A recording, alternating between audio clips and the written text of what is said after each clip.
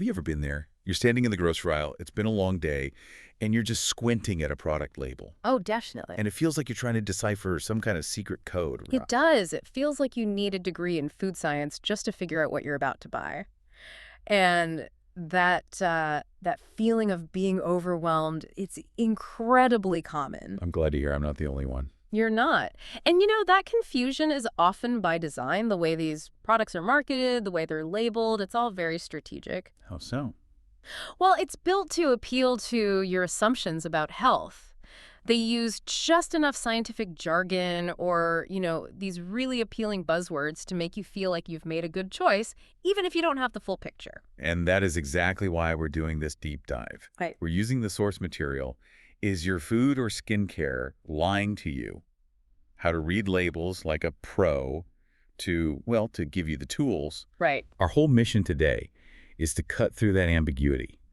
We want you to walk away from this as savvy consumer, someone who can make choices that actually line up with your own health goals. Because the core issue here, it's not just confusion. In some cases, it's deception.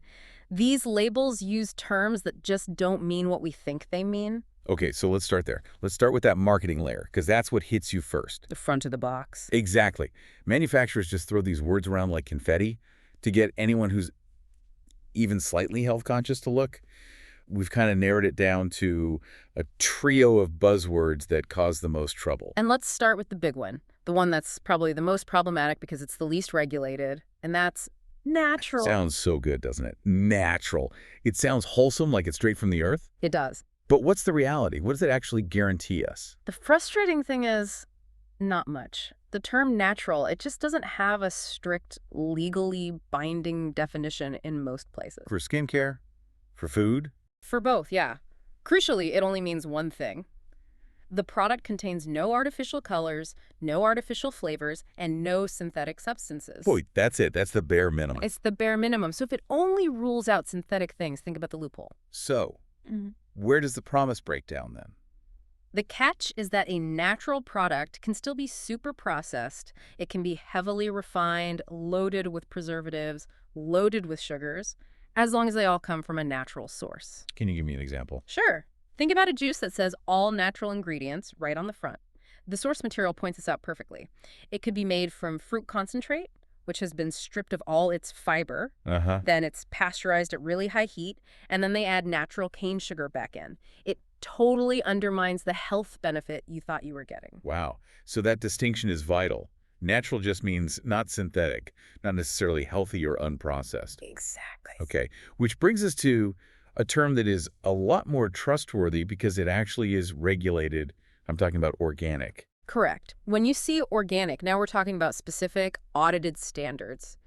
For food, that means it has to be grown without synthetic pesticides, synthetic fertilizers, things like that. That feels much safer. But even with organic, I've heard there are different tiers that can still trip you up. Absolutely. The top tier is 100% organic.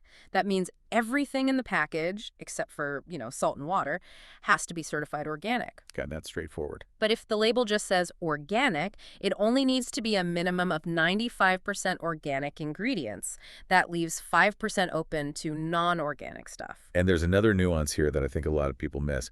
They think organic means no pesticides at all. Right. And that's not quite true. It doesn't mean pesticide-free. It just means the pesticides have to come from natural sources, not ones made in a lab. That's such a powerful point, because if you have extreme sensitivities, you still need to be aware. You're basically trading a synthetic exposure for a naturally derived one. It just shows you how complex this all is. It really does.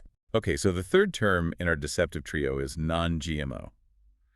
This one seems pretty straightforward, doesn't it? It is in its definition. It just means the food is made without ingredients from genetically modified organisms. It's a reassurance for people who are specifically worried about GMOs. But there's always a but. But the limitation is that it's just an avoidance claim. It doesn't tell you anything else. Right. It tells you what's not in it, but nothing about the actual nutritional quality. Precisely. The perfect example is non-GMO gummy bears. They're still candy. It's still just sugar. Exactly. High in sugar, no real nutritional value. So that label is just a statement of origin, not a statement of health. So the front of the box is basically a minefield.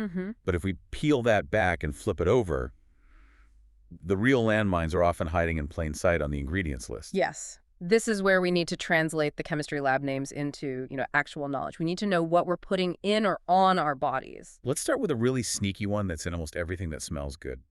Fragrance. Ah, yes. This is a classic example of vague labeling. In both food and skincare, fragrance or parfum, it can be a euphemism for a proprietary blend. Meaning what exactly? Meaning a cocktail of chemicals, sometimes dozens, sometimes hundreds, that a company isn't required to list because it's a trade secret. That lack of transparency is pretty concerning. What's the potential impact for someone using those products? It can be significant. Fragrances are a top cause of allergic reactions and skin irritation. But beyond that, some fragrance components, like certain phthalates, are known endocrine disruptors. They disrupt your hormones. They can mimic them, yeah. Which raises some serious questions when you're applying that to your skin every single day. Okay, so that's a high price to pay just for a nice smell. Let's move to something that we eat all the time. High fructose corn syrup. HFCS. HFCS is a huge focus in the source material, mostly because it's just everywhere. It's so cheap to produce, which is why it replaced regular sugar in so many products. Most people know it's linked to obesity and diabetes. But what's the specific reason it's considered, well, worse than regular sugar? So what's fascinating is how the body processes it. Regular table sugar is half glucose, half fructose. Glucose is used by almost every cell in your body. But HFCS delivers this huge hit of free fructose. And what does that do? That fructose bypasses all the normal regulatory pathways and goes straight to the liver. It's processed almost exclusively by the liver. So the liver just gets slammed with all this fructose. What happens then?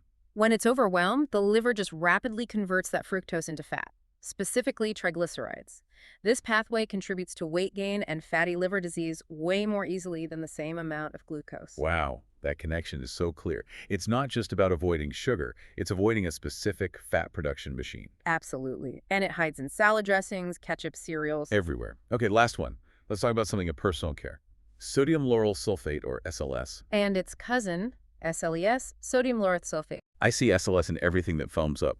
Shampoo, body wash, even toothpaste sometimes. Its job is simple. It's a surfactant, a cleaning agent. It creates that big lather we all associate with being clean. So what's the problem? Well, to give you some context, SLS is so good at breaking down grime that it's also been used in things like engine degreasers. Wait, engine degreasers? Yeah. I mean, it's diluted for personal care, obviously, but it still works by stripping the skin and hair of all its natural protective oils. For people with sensitive skin, that leads directly to dryness and irritation. So the tip is pretty obvious there. It is. If you have an irritated scalp or skin, try going sulfate-free. It's a really easy way to see if that's your culprit. That's great, actionable advice. Okay, we've done buzzwords. We've done sneaky chemicals. How do we put this all into practice? We need some pro-level tips. The first one, and honestly the best shortcut when you're in the aisle, is just to check the order of ingredients. Why is the order so important? Because it's a non-negotiable legal requirement. Ingredients have to be listed in descending order by weight. That one rule gives you so much power. It really does. If sugar or high fructose corn syrup is the first or second ingredient, you know instantly what that product is really made of. Right. You don't even need to look at the nutrition panel yet. You already know it's a high sugar product. You can just put it back on the shelf and move on if that's not what you're looking for. That's such a quick filter. Okay, tip number 2 is about looking for external validation. Yes. You want to look for third-party certifications. Why? Because in a world of marketing claims, these certifications mean the product has gone through objective testing by an organization that has no financial stake in it. So we're talking about those seals like the USDA organic stamp. Or the non-GMO Project Verified Butterfly, or Fair Trade Certified. If a company has invested in that, it usually means they're serious about their claims. Okay, final pro tip, and this one feels critical for fighting back against clever marketing. Be wary of the substitution loop. Ah, yes. This is a big one. The claims that take one bad thing out, like low fat, but then put something else in that might be just as bad. Exactly. Our source material really emphasizes this. When a food company removes fat, the product loses its taste and texture, so they have to add something back in to compensate. And what do they usually add? Sugar. Lots of it. Or artificial sweeteners. Can you walk us through an example? For sure. Picture 2 yogurts on the shelf. The full fat one might just list milk, cultures, fruit. That's it. Simple. Now look at the fat-free version next to it. To make it taste good, they've probably added thickeners, gums, and a significant amount of sugar or artificial sweeteners. So you avoided fat, but you've added refined sugar. You always have to check what the substitute is. That's the whole lesson, isn't it? It's not about what they took out, it's about what they put in instead. That's it right there. Let's ground this in some real-world examples, because I think everyone has had that moment where you get home and realize the healthy thing you bought isn't so healthy after all. Oh, we've all been there with the classic healthy snack bar. It has a beautiful picture of almonds and berries on the wrapper. It says, natural energy. It looks perfect. It seems perfect. But then you check the ingredients, and the first two are date paste and brown rice syrup. Which are both just sugar. You basically bought a candy bar dressed up as a health food. Exactly. It just proves the point. Yeah. Never trust the claims on the front. Cross-reference with the data on the back. I had a similar thing happen with a skincare product. Ah. I found this soap that was proudly labeled paraben-free, and I thought, great, I'm avoiding a known irritant. That's a smart move. Or so I thought. When I looked closer at the ingredients list, I saw it had other preservatives I couldn't even pronounce, like phenoxyethanol. It was just the industry's replacement for parabens. And that reinforces the most crucial takeaway of all. Just because a product is free from one harmful ingredient. Parabens, sulfates. Right. It doesn't mean it's free from all of them. You have to read the whole list, not just the highlights on the front. So to circle back to our original question, is your food or skincare lying to you? The answer is, it might be. But the good news is that now you have the framework to decode it. You know the difference between natural and organic. You know the sneaky ingredients to watch for. And you know how to use that ingredient order as the ultimate shortcut. Exactly. Knowledge really is power. Understanding the language of labels is such an empowering step. You're now equipped to choose products that actually support your well-being, not just a marketing department's bottom line. And as you keep going on this journey, here's a final thought to mull over, building on that idea of the substitution loop. Okay. If the industry's goal is always to replace one bad thing with another, like taking out fat but adding in cheap sugar, what is the single most important factor for you to prioritize avoiding?